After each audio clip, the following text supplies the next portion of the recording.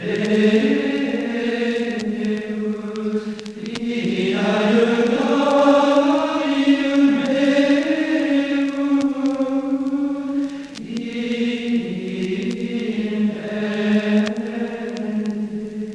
pièces du propre, donc c'est l'introïte, le graduel, l'alléluia, éventuellement les séquences sur les quelques fêtes qu'il y en a encore, l'offertoire et la communion. Donc quelques mots sur donc l'introïte, c'est la pièce d'entrée qui était chantée pendant la procession et qui s'alternait avec un psaume dont il ne reste aujourd'hui plus qu'un seul verset, sauf à certaines fêtes. Donc c'est le chant qui donne la couleur de la liturgie du jour. C'est le chant qui nous met dans l'ambiance de la messe du jour, qui nous donne un peu la tonalité de la messe.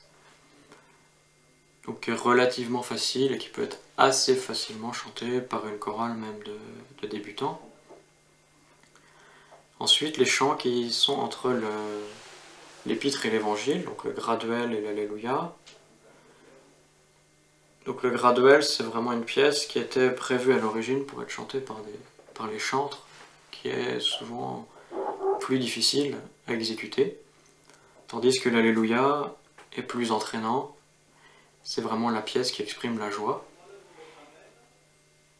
plus entraînant, plus répétitive, et elle n'a lieu, on ne chante l'alléluia que dans les temps de joie, donc c'est-à-dire qu'on ne chante plus l'alléluia pendant le temps de la septuagésime, pendant le carême.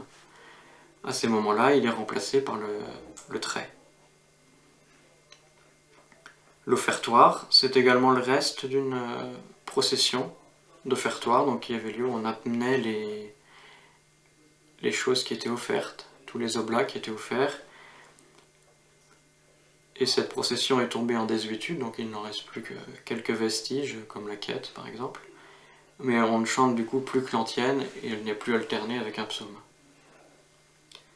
Enfin, la communion, donc c'est ce que l'on chante juste après avoir communié, et donc cette pièce exprime souvent l'action de grâce, elle est souvent tirée des psaumes, exprime l'action de grâce après la communion.